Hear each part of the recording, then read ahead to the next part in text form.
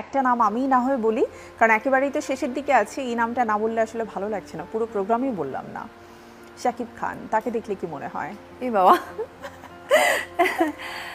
তাকে দেখলে কি মনে হয়? হ্যাঁ, আমার গার্জিয়ান, যেহেতু মা বাবা নেই এখন, সেটা মনে হয় ওই ওই ওই পাওয়ারটা, ওই ভালো লাগাটা কাজ করে।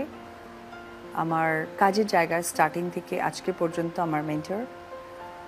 আর আমি অবশ্যই তাকে অনেক বেশি গর্ববোধ করি, কারণ সে বাংলাদেশের একটা জায়গা সে অন্য একটা জায়গায় নিয়ে যাচ্ছে, যেটা তার ড্রিম ছিল। বাট আমি অনেক বেশি প্রে করি আল্লাহ তাআলা যেন তাকে তার এই ড্রিমটা আরও অনেক জায়গায়, বড় জায়গায় নিয়ে যায়। তার যে ইচ্ছা শক্তি সেখানে অবধি যেন অবশ্যই পৌঁছে দেওয়ার সুযোগ হয়ে যায়। যদিও অনেকটা পৌঁছে গেছে, বাট তারপর উপর আল্লাহর কাছে তো চাওয়ার বা দোয়ার শেষ থাকে না। আর সেকেন্ড হচ্ছে কি, খুব ভালো একজন বাবা, ভালো একজন মানুষ। বাহ, এই যে বাবা কথাটা যে বললে, তার সাথে কিন্তু তার যে পার্সোনালিটি আছে সব কিছু ছাপিয়ে আরেকটা জায়গা তৈরি হয়ে গেল। বাবা মানেই হচ্ছে অনেক বেশি রেসপন্সিবল, বাবা মানেই হচ্ছে অনেক বেশি এটা কি বলবো, স্যাক্রিফাইসিং, বাবা মানেই হচ্ছে অনেক বেশি আন্ডারস্ট্যান্ডিং। অ্যান্ড আমরা আসলে বাবাদের স্যাক্রিফাইসগুলো ওভাবে করে কখনো দেখি না, কারণ তারা গোপন রাখতে পছন্দ করেন। তবে মায়েদের স্যাক্রিফাইসের কথা যদি বলতে হয়, তাহলে সেটা কিন্তু আমাদের সৃষ্টিকর্তাই এমনভাবে আসলে বর্ণনা করেছে, নতুন করে বলবার কিছু নেই।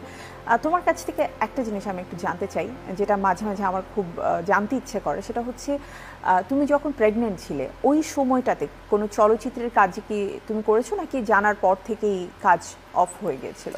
দেখো, আমার ফিটনেসটা তো একটু বাল্কি টাইপের, আমি তো ওরকম শুকনা না, সো অনেক কমিটমেন্টের জায়গাটাও ধরো আমি রাখতে পারিনি, কারণ বিফোর প্রেগন্যান্সি দ্য ট্রান্সফরমেশন নিশ্চয়ই, মানে ওই জায়গা থেকে তোমার জন্য এটা একটা টাফ ডিসিশনও ছিল, তাই না? কারণ এত কষ্ট করে তুমি পারফেক্ট আবার এক শেপে চলে এসেছিলে। তো আমার যেটা হয়েছে যে আমার প্রেগন্যান্সির সময় আমি প্রায় 3 মান্থ টু 4 মান্থ কাজ করতে পেরেছিলাম, কারণ তারপর আমার বডি পুরো চেঞ্জ হওয়া স্টার্ট করেছিল। আর এটা বোঝা যাচ্ছিল, কারণ আমার না ফুল ফ্যামিলি অনেক বেশি হেলদি।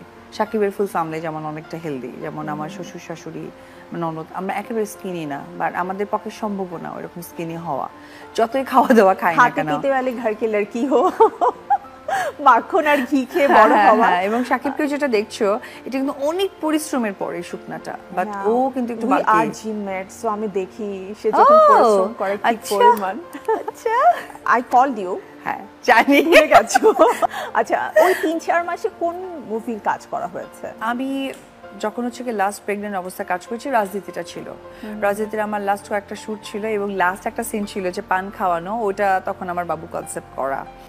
তারপরে আমি হচ্ছে কি আর একটা কাজ করেছিলাম তোমার পাঙ্কু জামাই যে সিনেমাটা, যেটাতে তোমার একদমই আমার ছেলে কনসেপ্ট করা। আরেকটা লাস্ট কাজ ছিল যেটা গানের একটু পার্ট বাকি ছিল, সেটা হচ্ছে গিয়ে সম্রাট দ্য কিং হিয়ার, যেটা তোমার ওই যে রোমান্টিক যে সংটা, ইয়েলো কালার ড্রেস পরা, ওই ড্রেসে আরো অনেক কিছু ছিল আমার ড্রেসের সাথে অ্যাড করা, কিন্তু আমার না